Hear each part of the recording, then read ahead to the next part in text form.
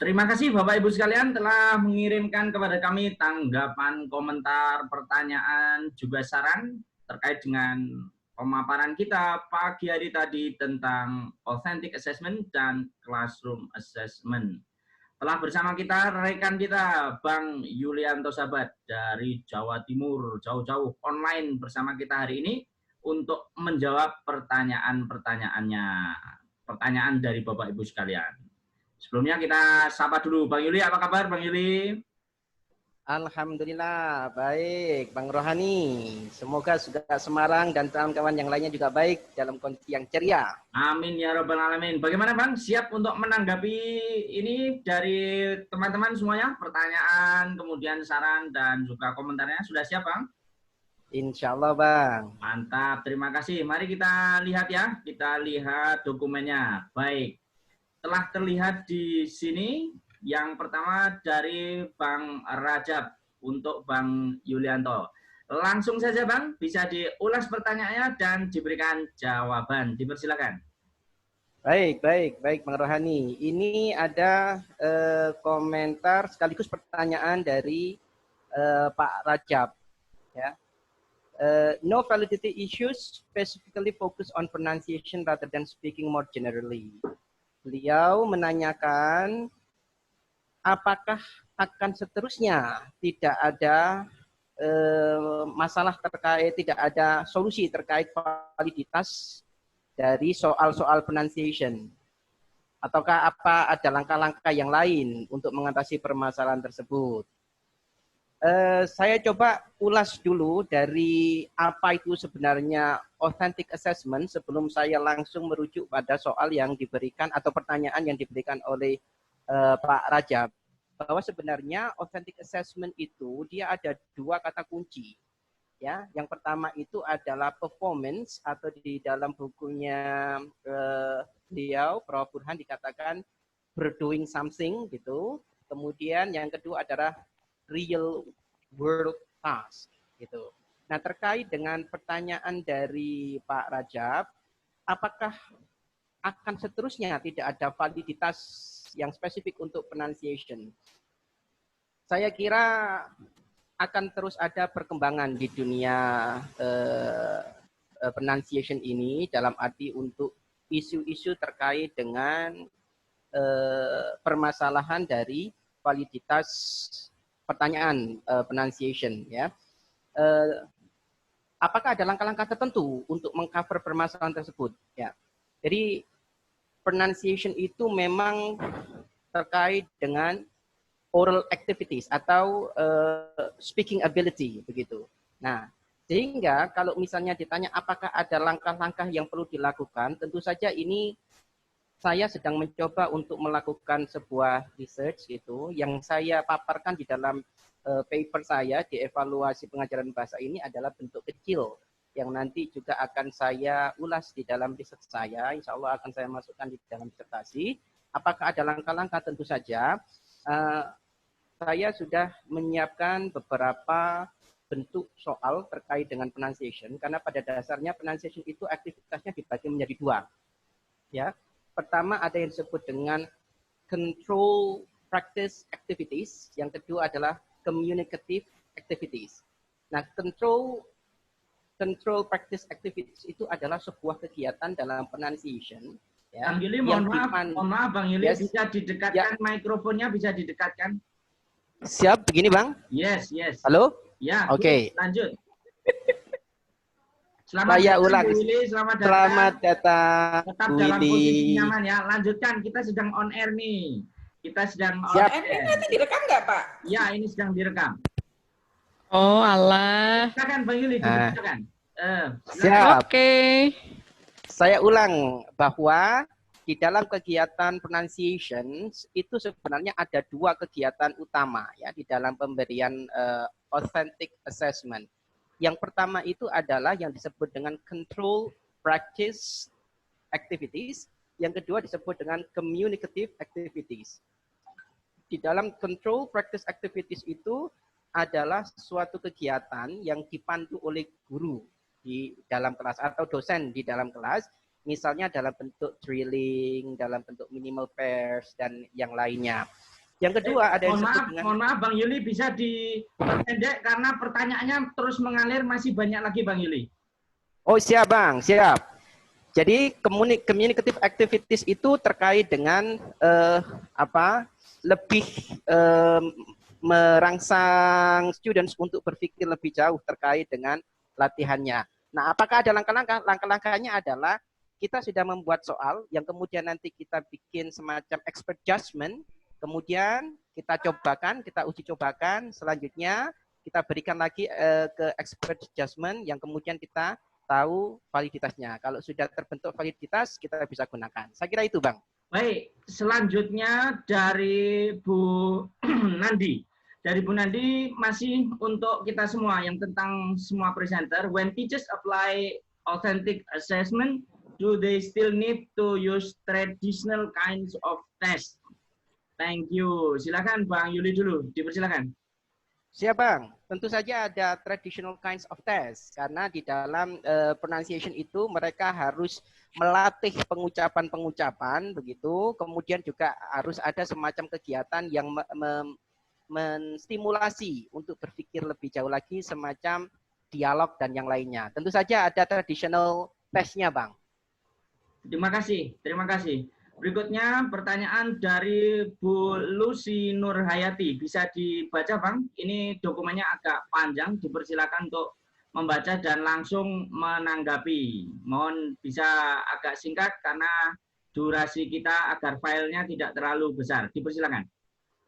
Ya, saya langsung fokus ke pertanyaan ya Bang ya. Ini terkait dengan English as an international language, yes, sama English as lingua franca.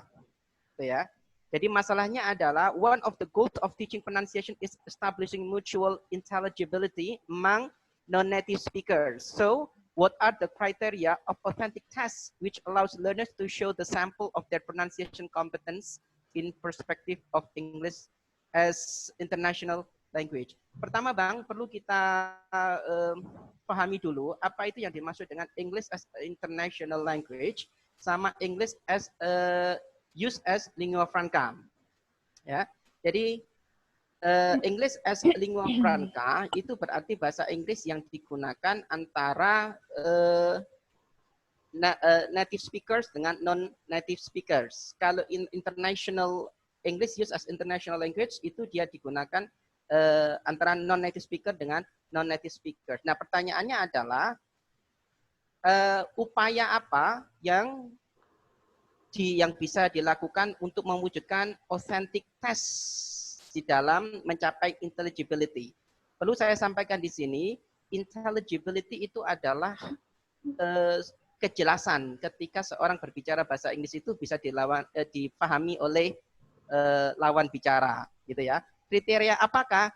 Satu, ada dua hal yang perlu difahami di sini ketika memberikan authentic test, ya. Ada yang disebut dengan comprehensibility. Comprehensibility itu adalah kemampuan listener untuk memahami memahami ungkapan dari pembicara. Jadi seberapa sulit pendengar itu bisa menangkap pembicaraan dari speaker itu. Nah, yang kedua ada yang disebut dengan intelligibility itu sendiri. Jadi intelligibility itu ya secara overall begitu bisa difahami ucapan dari speakers itu. Jadi kriterianya apa? Kriteria ketika membuat authentic test itu ya satu harus mencakup comprehensibility, kemudian yang kedua harus mencakup yang disebut dengan intelligibility itu. Terima kasih. Itu authentic testnya. Terima kasih. Masih ada lagi poinnya, Bang Yuli? Sementara itu dulu Bang. Baik, kita ke pertanyaan berikutnya. Wah, ini Anda laris manis nih Bang Yuli. Pertanyaannya banyak banget ini. Wah, ini sebentar lagi Anda akan dijadikan wali kota setempat ya. Nah, dari Bu Andarwati, dipersilakan langsung dijawab cekat-cekat agar filenya tidak terlalu besar.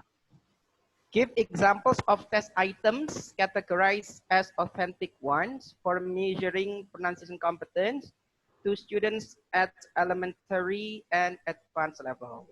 kalau untuk elementary students ya, akan lebih tepat kalau mereka diberikan semacam control practice activities dulu. Ya, jadi ya semacam drilling, repetitions, kemudian minimal pairs sehingga bisa membedakan bunyi-bunyi dalam bahasa Inggris. Tentu saja pemberian kata-kata ya yang disuguhkan kepada siswa atau mahasiswa itu harus memenuhi cakupan dari real world task, kata-kata yang berhubungan dengan kehidupan sehari-hari mereka dan digunakan di dalam sebuah kalimat yang memang itu dekat dengan kehidupan mereka. Nah, bagaimana dengan advanced level? Nah, kalau advanced level itu tentunya selain mendapatkan authentic test dalam bentuk control practice activities, juga harus ada communicative activities. Nah, mohon maaf Bang Yuli, mikrofonnya Bang Yuli, mohon maaf mikrofon. Siap. Ya. Begini Bang. Lanjut. Nah, saya ulang. Kalau advanced levels otomatis harus ditargetkan kepada stimulasi kemampuan berpikir mereka lebih dalam lagi gitu. Dalam bentuk dialog dan yang lainnya. Karena advanced level itu mereka harus sudah lulus di dalam control practice activities, sehingga mereka harus lanjut pada communicative activities. Begitu Bang. Terima kasih. Dan selanjutnya ini ada pertanyaan dari Bu Tri Septiana. Ya, pertanyaan yang untuk Bang Yuli. Ini dia, bisa dibaca, saya highlight. Dipersilakan Bang. Why there has been hardly any attention to validity issues, specifically focused on pronunciation. Terima kasih untuk Ibu Putri. Ana. Ya, Bu Ana ya. Ya, panggilannya Bu Ana. Ya. Sebagaimana di dalam introduction yang sudah saya tulis, bahwasannya banyak guru ketika mengajar bahasa Inggris itu, ya, mereka tidak terlalu concern atau tidak memberikan perhatian yang cukup dalam pronunciation karena beberapa alasan. Ya, pertama itu lack of time, lack of experience, kemudian anxiety. Anxiety itu rasa nervous atau groggy. Nah, itu yang menyebabkan tidak ada attention untuk pronunciation. Kalau sudah tidak mengajarkan pronunciation, apalagi memikirkan tentang validitas terkait dengan masalah-masalah tes di pronunciation. Pronunciation-nya aja tidak diajarkan, apalagi untuk tes-tesnya. Begitu, Bang. Nampaknya ada bonus pertanyaan Bang. Wow, ini dia. Wah, Bang Rahmat ini dari Madura datang dengan pertanyaan yang panjang sekali. Oke, untuk semua pemakalah. Mungkin ambil salah satu Bang, nanti biar yang lainnya dijawab yang lain. Cepat saja Bang.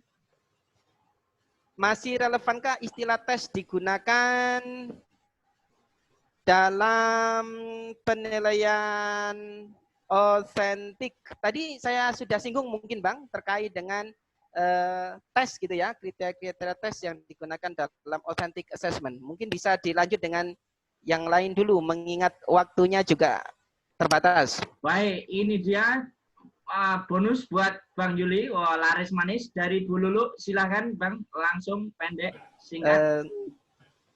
Wait Bang. The most interesting slide I found in yours is that mentions that regarding pronunciation as one of the micro-speaking skill. No validity issue which is specifically focused on pronunciation. Not to mention the problem related to standardized tests on pronunciation. What is that?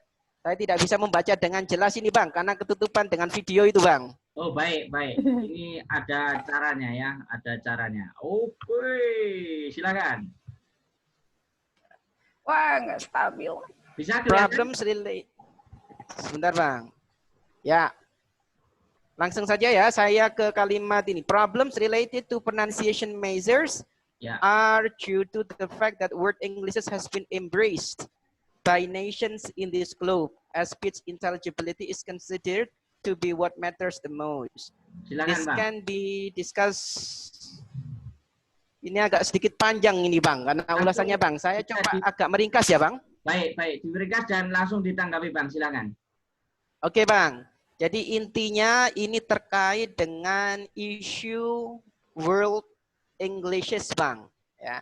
Memang kalau kita berbicara tentang pronunciation pada saat ini, kita tidak akan lepas dari yang namanya word Englishes sebagai cases yang harus kita pertimbangkan. Karena sekarang bahasa Inggris itu tidak menjadi bahasa dari salah satu negara.